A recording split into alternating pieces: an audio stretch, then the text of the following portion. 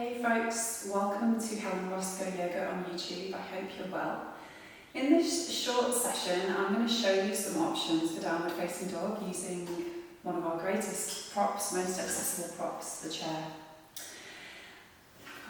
What you can do is think about bringing your feet a distance away from the chair and then your hands to come underneath your shoulders. So imagine that you're in a tabletop position. Your hands resting underneath your shoulders, perhaps taking on the edge of the chair. And then your feet are no wider than hip distance, although if you're pregnant, you may prefer to take them wider, mat distance. So bringing your feet into a position that feels most comfortable for you and stable. Take a few moments to connect here, rooting down through your feet. Your tail lengthening the space behind you, crown of head, the space in front of you, so there's length in your spine. Reconnecting to your breath. With a breath in, you could lengthen your tailbone. Imagine the cat-cow positions that we take on all fours. And on the breath out, down the knees and round up through the back towards the sky. So exploring this maybe 5 or 6 times with your breath. If you're familiar with all fours, the cat-cow, very similar, but we're raising the body, so from the feet as opposed to knees. We're still weight bearing on the wrists and the arms, but our position is elevated from the ground, so it makes it more accessible for our body. Also really useful for anyone with knee conditions, knee injuries. Pressure on the knees can be painful on the ground. So when you feel like you've explored this a number of times and you're ready to come back to a place of centre, finding a place in between those 2 points. So this is extension, well, gentle extension of the spine, and this is flexion, rounding. So we're looking for a position that feels evenly placed between those 2 points. And take a breath in here. And as you exhale, walk your feet out, maybe just a foot in distance, or half a metre, maybe not quite that much, but about that. And taking your hips, pressing your hips away from your hands. So I'm not moving my feet any further away. My feet kind of feel like they're pretty stacked underneath my hips here.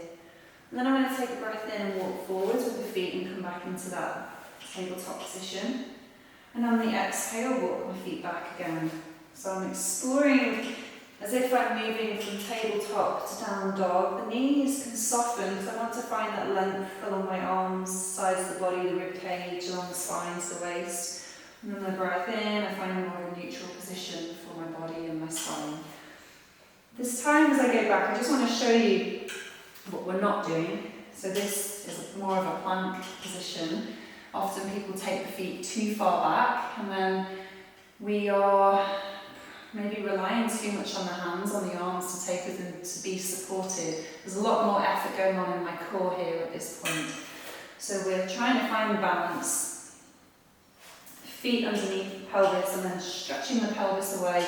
So actually I don't have hardly any weight. There is some weight on my hands, but not much in comparison to being in the plank position. So you could explore kind of going between those 2 shapes and shifting your feet around so you have a sense of shifting the weight away from your hands. And then also have a little go with what we would call an upward facing dog. Urdhva Uttanasana, where you bring the hips forwards and the shoulders away from your ears. And on the exhale, taking the hips back. So this can be very challenging because as we come forwards, we're bringing a lot more effort through the core, through the abdomen, and then through the arms as well. So go steady with this. Only work with this if it feels like something you're comfortable and stable in your body to explore. Okay.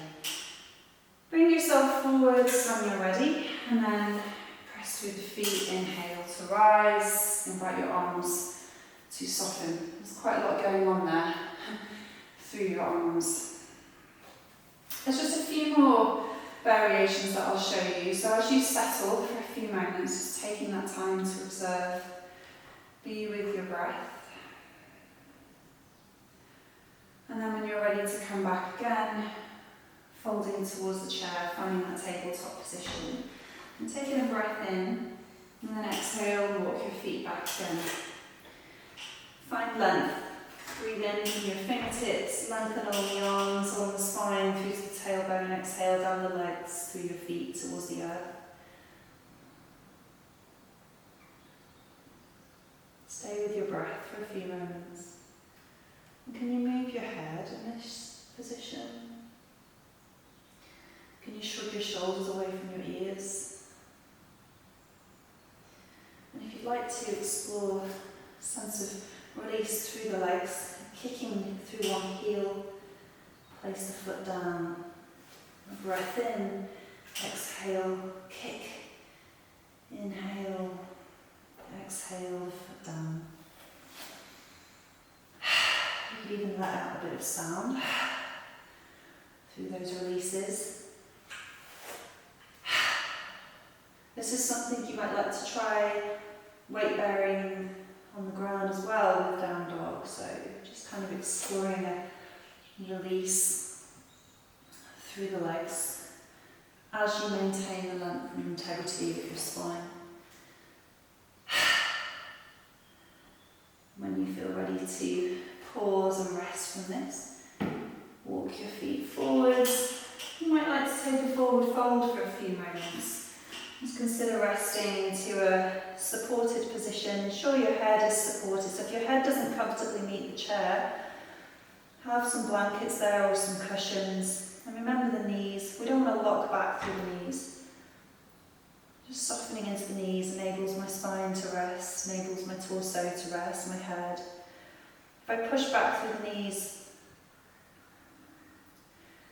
it changes the shape. Load goes into my shoulders. I feel like I'm being pushed forwards. If I soften my knees, I can rest down. That natural pull of gravity enables me to soften down rather than forwards. And then slowly rise when you're ready. Nice sigh, perhaps a smile, and notice how you feel.